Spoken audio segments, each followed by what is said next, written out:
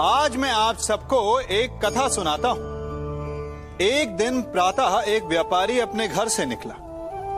घर से निकलते ही एक बिल्ली ने उस व्यापारी का मार्ग काट दिया। व्यापारी घबरा गया। वो फिर से घर लौट गया और शुभ घड़ी की प्रतीक्षा करने लगा।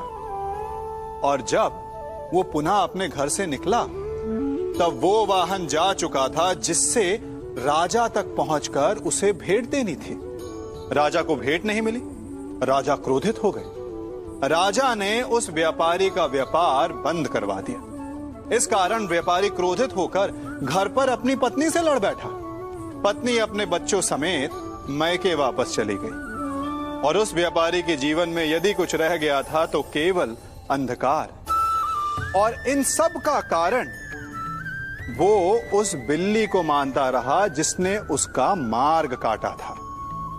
ऐसा ही एक दूसरा व्यापारी राजा को भेंट देने निकला और उस व्यापारी का मार्ग भी एक बिल्ली ने काट दिया।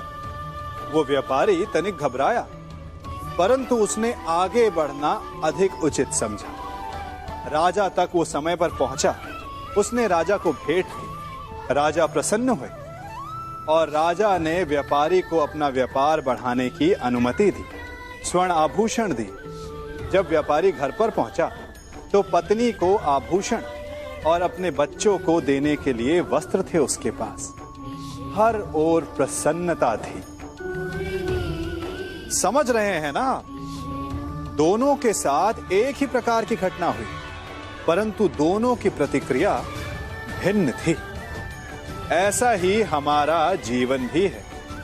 हमारे जीवन में प्रारब्ध का अपना स्थान है, परंतु उससे कई अधिक महत्वपूर्ण हमारी प्रतिक्रिया, हमारे सोच का प्रभाव है। क्योंकि यही हमारे जीवन को आकार देते हैं। इसलिए अपनी सोच को सकारात्मक रखिए। आपका जीवन सदैव आनंदमय।